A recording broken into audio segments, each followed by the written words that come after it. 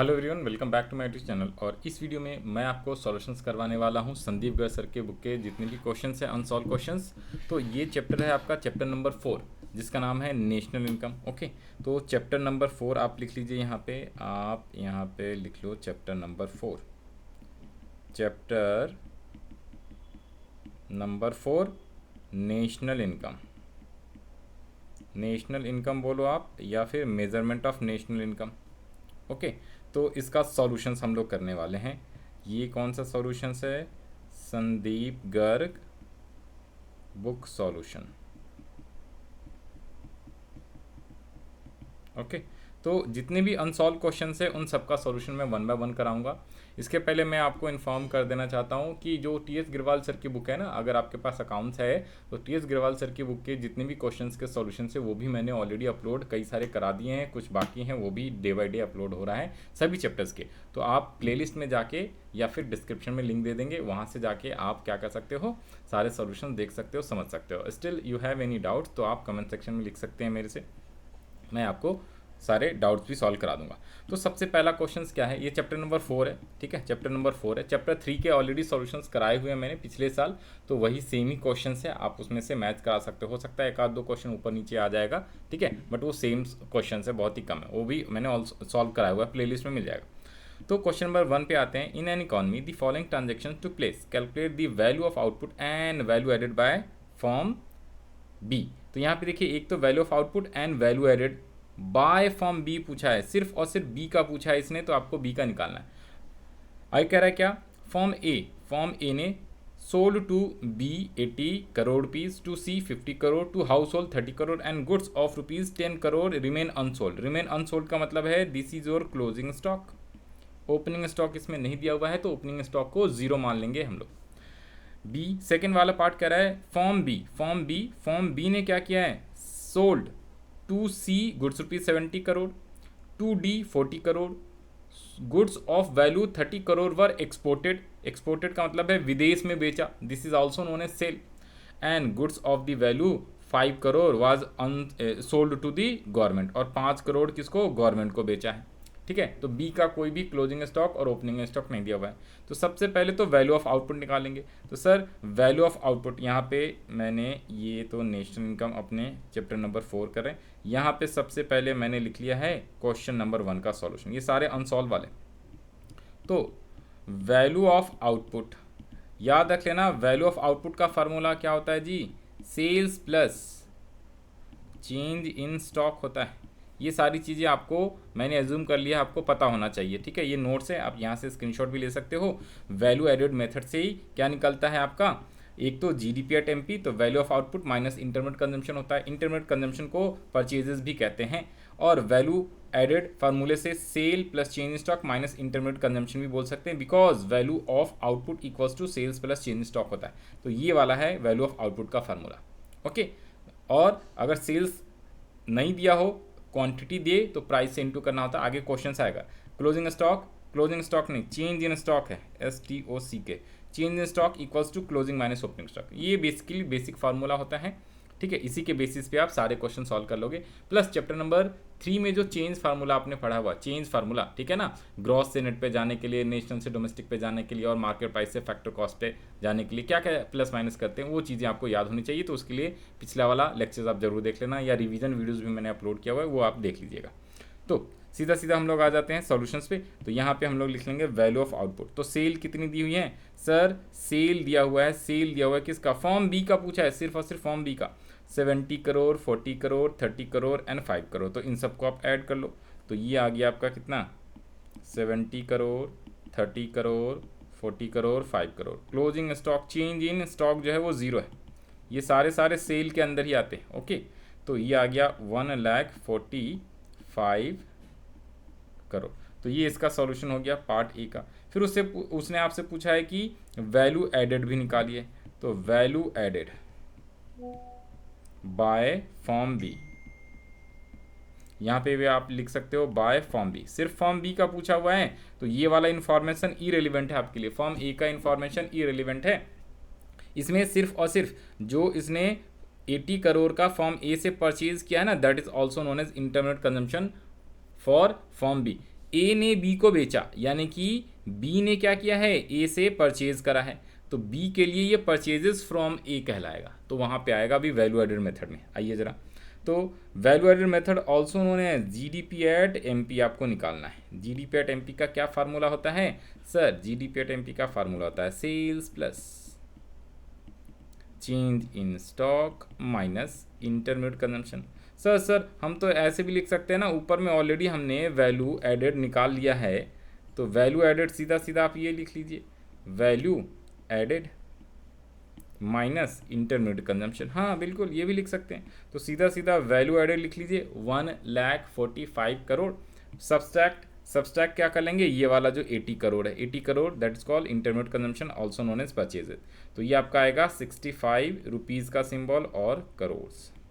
ठीक है, तो ये आपका हो गया क्या, value added also known as GDP. तो ये आपका solutions of question number 1 complete होता है। अब हम लोग आएंगे नेक्स्ट क्वेश्चन पे, क्वेश्चन नंबर 2। क्वेश्चन नंबर 2 पे आ जाइए। क्वेश्चन नंबर 2 आपसे कह रहा है क्या, calculate value added by firm A and firm B. इस बार दोनों से, फॉर्म ए फॉर्म बी दोनों का आपको value added. Sir what is the meaning of value added? Simple value added बोलता है तो इसका मतलब होता है आपको जीडीपी एट एमपी निकालना है, जीडीपी एट एमपी निकालना है वैल्यू एडेड मेथड से।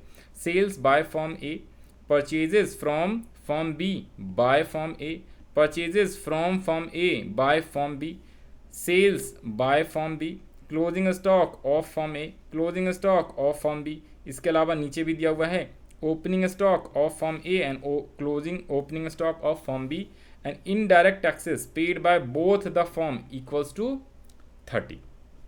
तो ये टोटल क्वेश्चन नंबर 2 है। अब आइए जरा इसका सॉल्यूशन हम लोग करते हैं। ठीक है, तो सबसे पहले हम लोग फॉर्म ई का निकालेंगे, फिर फॉर्म बी का निकालेंगे, अलग अलग निकालना पड़ेगा। अब यहाँ पे ध्यान से देखना, ये purchases from firm B by A, तो फॉर्म ए के लिए ये परचेजेस है, लेकिन फॉर्म बी के लिए ये सेल्स भी होता है। बट अगर ये फॉर्म बी के लिए सेल्स है ना, तो फॉर्म बी का यहाँ पे सेल्स ऑलरेडी दिया हुआ है, तो दैट मीन्स कि this is already included in this, तो इसको आप लोग सिर्फ और सिर्फ परचेजेस ही कंसिडर करना। सेम ए वाला जो है that is called from firm A by firm B, तो ये परचेजेज है किसका, बी का, और ये परचेजेज है ए का, सिंपल आसान भाषा में। ओके, तो आइए ज़रा यहाँ पे सॉल्यूशंस करते हैं। कैसे करेंगे, तो आपको यहाँ पे पहले तो लिख लेना है भाई क्वेश्चन 2 का सॉल्यूशन। सबसे पहले हम लोग लिख लेंगे क्या, value added by firm A, और इसका फार्मूला क्या लिख लेंगे हम लोग, sales plus change in stock minus intermediate consumption. मैंने शॉर्ट में इंटरमीडिएट कंजम्पशन को आईसी लिख लिया है, आप फुल फॉर्म लिख के आएंगे एग्जाम में, और intermediate consumption is also known as purchases. Okay, ये चीज़ें ध्यान रख लेना है। तो सेल कितनी है ए की, तो ए की सेल है 100, और ये रुपीज़ इन करोड़ दिया हुआ है। फिर ए का परचेजेस कितना है 60 करोड़, और ए का चेंज इन स्टॉक का मतलब होता है क्लोजिंग माइनस ओपनिंग, तो 25 माइनस 20 कर देंगे। तो आइए यहाँ पे लिख लीजिए 100 सेल है plus change in stock 25 minus 20 minus purchases कितना दिया होता है 60, तो यहाँ पे हम लोग लिख लेंगे 60, तो 100 प्लस 5 माइनस 60। और जब भी आप चेंज इन स्टॉक लिखोगे ना, closing stock minus opening stock करना होता है चेंज इन स्टॉक, तो उसको आप ब्रैकेट में करके करना तो सही रहेगा, क्योंकि कभी अगर माइनस प्लस का दिक्कत हो जाएगा तो प्रॉब्लम आ सकती है। तो इसीलिए अभी से ही क्या करना है, आपने ये ब्रैकेट वाला कंसेप्ट लेके चलना है, अदरवाइज आगे जो प्रॉब्लम आएगी ना, जो ऑलरेडी चैप्टर 3 में क्वेश्चन में मैंने बहुत सारे क्वेश्चन कराए थे, तो उस तरीके से प्रॉब्लम आ सकता है। तो 45 करोड़ ये फॉर्म ई का आ गया। अब अपने को फॉर्म बी का निकालना है, तो फॉर्म बी के लिए फार्मूला सेम रहेगा, फॉर्म बी के लिए फार्मूला विल बी सेम। तो यहाँ पे मैंने इसको कर दिया फॉर्म बी, और फॉर्म बी के लिए सेल कितनी है, तो 200 है। ओके, उसके अलावा है, पहले लिखो यहाँ पे आदि, सर यहाँ पे एक काम करना, ये 60 है ना, 25 एक सेकंड देना, हाँ जी 60 120। ओके सर, यहाँ पे ना आपने ना ये गलती कर लिया था, क्लोजिंग स्टॉक माइनस ओपनिंग होता है ना, तो क्लोजिंग है 20 और ये है 25, ये आप यहाँ पे ये कर लो। क्लोजिंग स्टॉक है आपका 20 माइनस 25, तो इसलिए ये माइनस प्लस का दिक्कत होगा, तो इसको ध्यान रख लेना, इसको ब्रैकेट में करके करना। तो ये माइनस का 5 आएगा, तो इसलिए आपका यहाँ पे आ जाएगा कितना, हाँ जी, इसको आप करेक्ट कर लीजिए, इसे कर लीजिए 100 माइनस 65। ओके, तो ये आपका आ जाएगा सॉल्यूशंस कितना 60 40 35। मैंने क्या कर दिया, minus minus closing stock minus opening stock, एक सेकंड देना, एक सेकंड। क्लोजिंग कितनी है, क्लोजिंग स्टॉक है 20, ठीक है, ओपनिंग स्टॉक है आपका 25, तो सही है, और ये 60, हाँ जी। तो सब्सट्रैक्शन करके कितना आ गया, एक बार बता दो टोटल, 100 माइनस 65, 100 माइनस 65 35, ये 55 आना चाहिए ना, ये क्यों आ रहा है 35, हाँ जी। ये परचेजेज फ्रॉम ए, ये परचेजेज भी ये वाला लिखना है ना, 40, 60 नहीं है 40 है परचेजेज, ए का, ये 60 बी का परचेजेज है, ठीक है, थोड़ा सा ये कर लेना करेक्शंस बस। तो ये हो गया 45, तो ये 55। अब हम लोग बढ़ते हैं फॉर्म बी के सेल्स पे। तो फॉर्म बी का सेल है 2, और इसको ध्यान से करना है बस। तो क्लोजिंग स्टॉक ये बी का 35 है और ओपनिंग स्टॉक है 45, तो यहाँ पे लिख लीजिए 35 minus 45। And intermediate consumption B वाला this is purchases from A by B है, तो दिस इज बी 60। बी का ए में और ए का बी में लिख रहे थे, इसकी वजह से हो गया था, कोई इशू वाली बात नहीं है। तो ये आ गया subtraction 35 minus 45 minus and minus, तो 200 माइनस 65। तो जब आप इसे लेस कर लोगे तो कितना आ जाएगा 60, यानी 135 करोड़। तो ये बी का आ गया वैल्यू एडेड और ये ए का आ गया। ओके, तो ये है आपका solution of question number 2। Solution of question number 2 is here. Next question पे आते हैं हम लोग, क्वेश्चन नंबर 3 पे। क्वेश्चन नंबर 3 पे आ जाइए, calculate net value added at factor cost from the following. तो यहाँ पे ध्यान से देखिएगा, सबसे पहले ना आपको ये पूछ क्या रहा है क्वेश्चन में, इस चीज़ को सही से लिख लेना। नेट का मतलब होता है एन, और value added at factor cost also known as NDP at FC। Value added को ही डोमेस्टिक प्रोडक्ट बोलते हैं, वैल्यू एडेड को ही क्या कहते हैं, domestic product, NDP at FC। और ये फैक्टर कॉस्ट पूछा हुआ है, मार्केट प्राइस नहीं है, फैक्टर कॉस्ट। तो यहाँ पे NVA at factor cost also known as NDP at factor cost, ये दोबारा से मैंने यहाँ पे लिख दिया, ठीक है जी। तो ये चीज़ें आपसे पूछा हुआ है। तो net value added at factor cost, तो FC हो गया, और नेट का मतलब N हो गया, और वैल्यू एडेड का मतलब होता है डोमेस्टिक प्रोडक्ट यानी DP। तो या तो आप NVA एट FC लिखिए या NDP एट FC लिखिए। अब क्वेश्चन में क्या क्या इन्फॉर्मेशन है, purchase of machinery to be used in the production unit 100, sales दिया हुआ है, इंटरमीडिएट कॉस्ट यानी also known as intermediate consumption purchases, एक ही बात होती है, इनडायरेक्ट टैक्सेस दिया हुआ है, चेंज इन स्टॉक ऑलरेडी दे दिया है, goods and services tax. Sir यहाँ पे ध्यान देखो, ये है इनडायरेक्ट टैक्सेस, ये है GST गुड्स एंड सर्विसेज 6, और फिर है क्या, stock of raw material, stock of raw material भी दिया हुआ है, चेंज इन स्टॉक ऑलरेडी यहाँ पे गिवन है, ठीक है। तो सीधा सीधा आसान सा फार्मूला लगाइए और यहाँ पे सॉल्व कर लीजिए। आ जाइए, यहाँ पे पहले सॉल्यूशन लिख लेते हैं, आंसर ऑफ क्वेश्चन नंबर 3 आपने लिख लेना है। पहले तो आप फार्मूला लिख लो। सर अब देखो, अब यहाँ पे ध्यान से सुनना, जब भी क्वेश्चन में ये पूछे सर वैल्यू एडेड मेथड से फार्मूला क्या होता है, सर वैल्यू एडेड मेथड से फार्मूला क्या होता है, एक सेकेंड दो, ये कहाँ चला गया, वैल्यू एडेड मेथड से सर फार्मूला जो होता है ना आपका, पहले तो वो लिख लीजिए, कौन सा फार्मूला, ये वाला फार्मूला, हाँ जी। वैल्यू एडेड मेथड से सर फार्मूला क्या निकल के आता है, तो वैल्यू एडेड मेथड से GDP at MP equals to value of output minus intermediate consumption, या फिर sales plus change stock minus intermediate consumption. तो ये वाले फार्मूले हर बार लिखना है। तो पहले GDP एट MP निकालेंगे, फिर चेंज फार्मूला से आप NDP एट FC निकालना। ओके, तो यहाँ पे पहले तो आप ये लिख लो फार्मूला कि सर फार्मूला होता है GDP at MP equals to sales plus change in stock minus intermediate consumption. अब इसमें वैल्यू पुट कर लीजिए। वैल्यू क्या क्या गिवन है सर, वैल्यू क्या क्या गिवन है, ध्यान से देखिए वैल्यू क्या क्या गिवन है। हाँ, तो सेल गिवन है 200, तो मैंने सेल की जगह पे 200 लिख लिया। चेंज इन स्टॉक कितना है, सर चेंज इन स्टॉक है 10, ओके, और इंटरमीडिएट कंजम्पशन कितनी है 90, तो यहाँ पे आप लिख लो 10 और माइनस 90। बाकी चीज़ें कुछ मत लिखो, जो इन्फॉर्मेशन अपने को चाहिए सिर्फ वही लिखना है।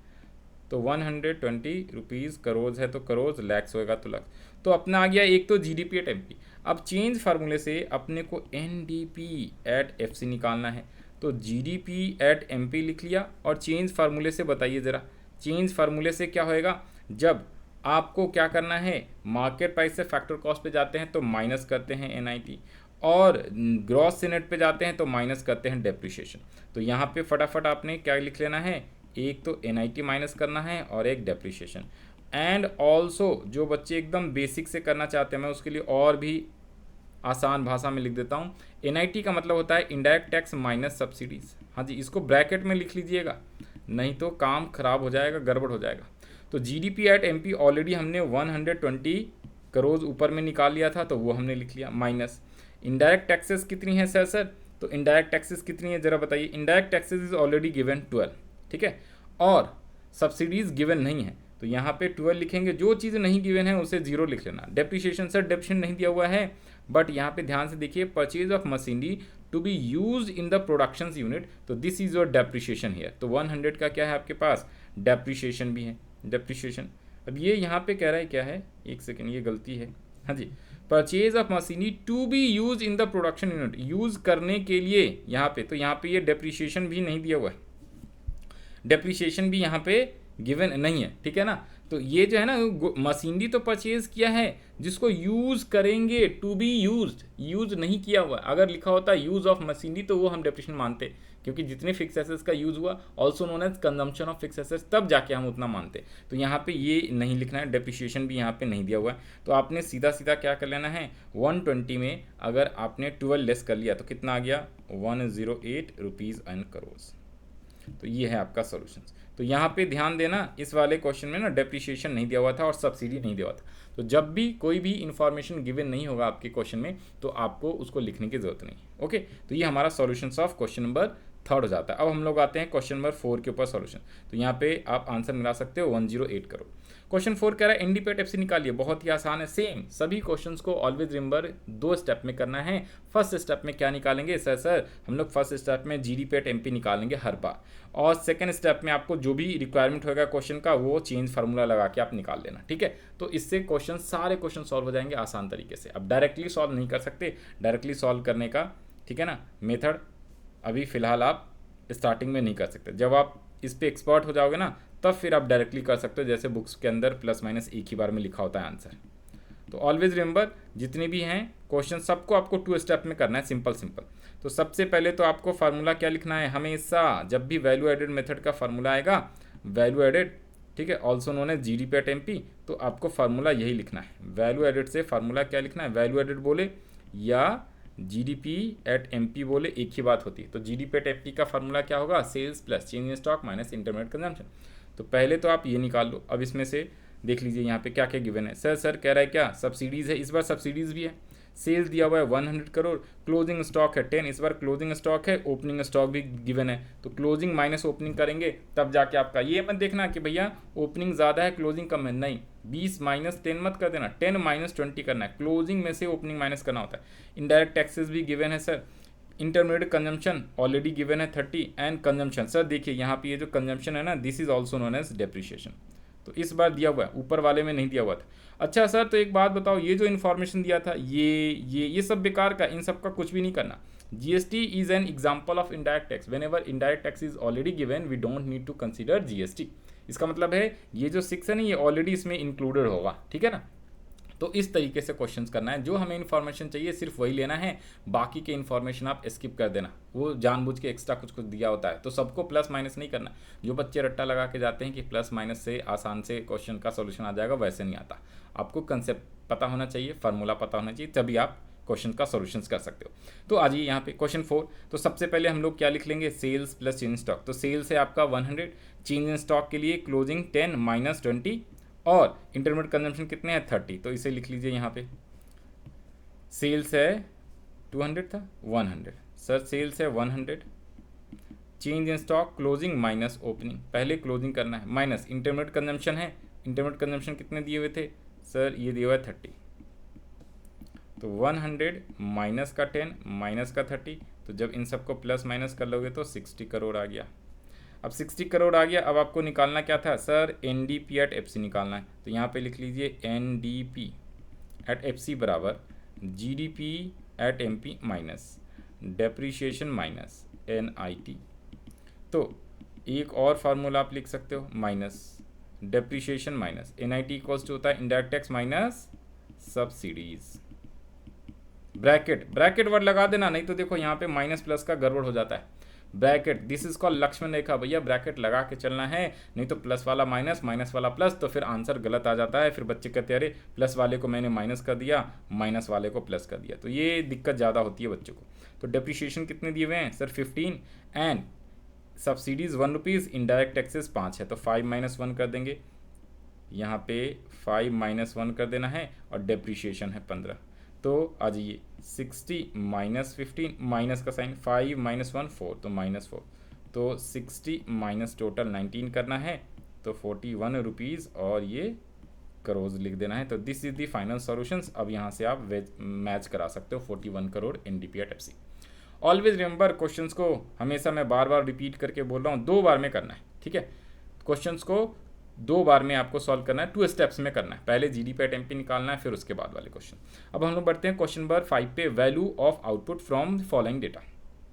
Value of output from following data, question में क्या क्या है, सब्सिडी दिया हुआ है, इंटरनेट कंजम्पशन दिया हुआ है, net addition to stock. Sir net addition to stock दिया हुआ है, this is also known as change in stock. अच्छा, चेंज इन स्टॉक दिया हुआ है, लेकिन इसमें कुछ अजीब बोला है, नेट एडिशन टू स्टॉक बोला है, और माइनस का है 13। फिर है क्या, डेप्रिशिएशन भी है, goods and services tax, GST नाम सुना होगा शॉर्ट में, this is all indirect tax, this is your indirect tax, ये नेट इनडायरेक्ट टैक्स नहीं है, इनडायरेक्ट टैक्स है। तो सब्सिडी जब दिया होगा क्वेश्चन में, तो सब्सिडी को सब्सट्रैक्ट करना है। फिर है net value added at factor cost, also known as NDP at FC। NDP at FC, sir हम इसे NV at FC भी तो बोल सकते हैं। जो बच्चे इस तरीके से कर रहे हैं उनका भी सही है, NVA at FC बोलिए या NDP at FC बोलिए, एक ही बात। तो इसमें क्वेश्चन में पूछा क्या है, इसमें वैल्यू ऑफ आउटपुट पूछा हुआ है, वैल्यू ऑफ आउटपुट।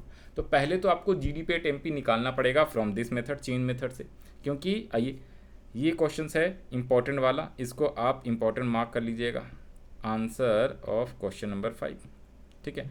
तो पहले तो जो क्वेश्चन में गिवन है ना उसे लिख लीजिए। NDP at FC गिवन था, कितने रुपीज़ है सर, 250 है, तो 250। अपने को वैल्यू ऑफ आउटपुट निकालना है, तो एक बात बताओ, GDP at MP का फार्मूले में आता है value of output, value of output minus intermediate consumption. तो वैल्यू ऑफ आउटपुट अपने को चाहिए ये वाला, तो पहले तो GDP at MP निकालना पड़ेगा। GDP at MP किससे निकालेंगे, ये NDP at FC ये गिवन है, तो इससे हम निकालेंगे GDP at MP, कैसे, चेंज फार्मूले से। NDP at FC जो गिवन है उसे हमें राइट साइड में लिखना होता है, जो चाहिए जो रिक्वायरमेंट है उसे आप लेफ्ट साइड में लिखोगे, और फिर इधर से इधर चेक करना है कौन सा चेंजेस है। तो फैक्टर कॉस्ट से मार्केट प्राइस पे गए, तो दैट इज कॉल्ड प्लस करना है NIT, इस बार प्लस करना पड़ेगा। डोमेस्टिक सेम है, और नेट से ग्रॉस पे गए, नेट से ग्रॉस पे, तो आपको डेप्रिशिएशन ऐड करना होता है। ये ऑलरेडी मैंने एक्सप्लेन किया हुआ है चैप्टर नंबर 3 के अंदर, तो जिन बच्चों को नहीं पता है वो रिवीजन वीडियोस जाके प्लेलिस्ट में मिल जाएगा, वहाँ से देख लीजिए, या पुराना वाला चैप्टर देख लीजिए, ठीक है। इसके लिए बेसिक कंसेप्ट आपको पता होना चाहिए। तो 250 NDP at FC है। Depreciation also known as consumption of fix capital, तो डेप्रिशिएशन कितना दिया हुआ है, 30 दिया हुआ है, तो यहाँ पे आप 30 लिख लो। NIT कितना दिया हुआ है सर, लक्ष्मण रेखा, इनडायरेक्ट टैक्सेस माइनस सब्सिडीज, तो 250 प्लस 30 प्लस इनडायरेक्ट टैक्सेस कितना है, मैंने एक बार फार्मूला लिख दिया है, आप चाहो तो डायरेक्टली भी कर सकते हो। तो यहाँ पे दिया हुआ है कितना, इनडायरेक्ट टैक्सेस है 20, सब्सिडीज है 10, तो 20 - 10, 250 प्लस 30 प्लस 10, तो ये आपका आ गया कितना, 250,290, करोड़ है करोड़, रुपीज़ है रुपीज़, तो ये आ गया आपका 290। अब वैल्यू ऑफ आउटपुट के लिए क्या करना पड़ेगा, हाँ जी, तो वैल्यू ऑफ आउटपुट के लिए यहाँ पे आ जाओ जी। तो एक तो 290 GDP at MP आ गया मेरे पास, वैल्यू ऑफ आउटपुट चाहिए, और इंटरमीडिएट कंजम्पशन भी ऑलरेडी गिवन है। सर इंटरमीडिएट कंजम्पशन कितनी है, 150 दिया हुआ, तो यहाँ पे लिख लीजिए 150, ओके। और वैल्यू ऑफ आउटपुट अगर चाहिए तो ये 150 किधर पे करना पड़ेगा, राइट हैंड से लेफ्ट हैंड ले जाओगे, इधर से इधर ले जाएंगे, तो ये माइनस का है, इधर आएगा तो प्लस का हो जाएगा, तो equals to 3 and 440 value of output. Rupees crore जो मर्जी आप लिख सकते हैं आसानी से। सर जगह छोटा है तो मैं ये लो जी ऊपर कर देता हूँ, तो यहाँ पे लास्ट में लिख लीजिए hence value of output. Sir इसमें चेंज इन स्टॉक का तो कुछ करा नहीं आपने। भाई अभी अभी बोला है मैंने, जो इन्फॉर्मेशन हमारे काम का नहीं है हमें उसको लिखने की ज़रूरत नहीं है। तो वैल्यू ऑफ आउटपुट आ गया आपके पास यहाँ पे, ठीक है। तो इस तरीके से आप क्वेश्चन नंबर 5 का सॉल्यूशंस करोगे। इसमें हमें चेंज इन स्टॉक यानी ये जो चेंज इन स्टॉक है ना, नेट एडिशन इन स्टॉक, इसका कुछ भी नहीं करना। फॉर्मूले में आया नहीं तो इसको हमने कुछ करा ही नहीं, ठीक है। बाकी चीज़ें हमने ऑलरेडी लिख लिया। तो ये था सॉल्यूशंस ऑफ क्वेश्चन नंबर 5। उसके बाद हम लोग बढ़ते हैं क्वेश्चन नंबर 6 के ऊपर। क्वेश्चन 6 भी कर लेते हैं, आ जाइए 6, क्वेश्चन नंबर 6। क्वेश्चन 6 कह रहा है क्या, ओपनिंग स्टॉक है, क्लोजिंग स्टॉक है, आपको निकालना क्या, calculate the value of output and gross value added at market price. तो एक तो वैल्यू ऑफ आउटपुट भी निकालिए और जीडीपी एट एमपी भी निकालिए। ये आपसे दो चीज़ें पूछा है, दो रिक्वायरमेंट है। क्लोजिंग ओपनिंग दोनों गिवन है। फिर कह रहा purchase of raw material also known as intermediate consumption. याद रख लीजिएगा, इंटरमीडिएट कंजम्पशन को ही परचेजेज ऑफ रॉ मटेरियल बोलते हैं। सेल्स भी गिवन है, इनडायरेक्ट टैक्सेस गिवन है and subsidies. This is your indirect tax, this is your subsidies. Okay, तो net indirect tax equals to क्या हो जाता है, basically indirect tax minus subsidy करना पड़ेगा। तो आज ये सबसे पहले तो अपने को क्या निकालना है, वैल्यू एडेड। वैल्यू एडेड मतलब sales plus change in stock, ठीक है। तो यहाँ पे हम लोग सबसे पहले तो फार्मूला लिख लेते हैं, सॉल्यूशंस ऑफ क्वेश्चन नंबर 5। ये जितने भी क्वेश्चन है ना बड़ी आसान है। 5th वाला थोड़ा इंपॉर्टेंट था, उसको इंपॉर्टेंट मार्क कर लीजिएगा। तो सबसे पहले value of output equals to क्या होता है, sales plus change in stock. आप चाहो तो इस तरीके से भी लिख सकते हो, sales plus closing stock minus opening stock, ठीक है, ब्रैकेट लगा के। तो सेल्स दिया हुआ है कितना, 10,000 दिया हुआ था आई गेस, एक बार देख लीजिए। क्लोजिंग स्टॉक और ओपनिंग स्टॉक कितना है, सर क्लोजिंग है 800, ओपनिंग है 1000 और सेल दिया हुआ है 10,000। तो 800 माइनस 1000, तो ये कितना आएगा, 10,000 प्लस, सॉरी प्लस कह रहा हूँ, माइनस का 200, तो ये आएगा 9,800। और करोड़ है तो करोड़, रुपीज़ है तो लैक्स है तो लैक्स, करोड़ था तो ये आ गया 9,800 आपका वैल्यू ऑफ आउटपुट। अब आपसे पूछा है क्या, कैलकुलेट कीजिए जीडीपी एट एमपी। हाँ जी, तो GDP at MP, GDP at MP equals to, जब वैल्यू ऑफ आउटपुट आपने निकाला है तो वैल्यू ऑफ आउटपुट वाला फार्मूला लिखेंगे माइनस इंटरमीडिएट कंजम्पशन।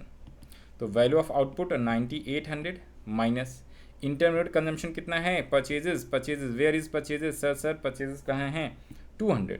तो यहाँ पे लिख लीजिए 200। सर इस बार भी नेट इनडायरेक्ट टैक्सेस का कुछ भी नहीं करेंगे क्या, हाँ भाई नहीं करेंगे। वो मैंने सिर्फ आपको बताने के लिए बता दिया था कि अगर नेट इनडायरेक्ट टैक्स पूछता तो इनडायरेक्ट टैक्स माइनस सब्सिडी कर देते, लेकिन इस सवाल में नेट इनडायरेक्ट टैक्सेस का यूज़ ही नहीं है, तो ये बेकार एक्स्ट्रा इन्फॉर्मेशन दिया हुआ है, तो इसको कुछ भी नहीं करेंगे, ना तो प्लस ना तो माइनस। ये चीज़ें आप ध्यान रखिएगा, ठीक है। जब कोई इन्फॉर्मेशन फालतू का दिया हो, एक्स्ट्रा दिया हो, तो उसको हमें कुछ भी करने की ज़रूरत नहीं होती है, ठीक है।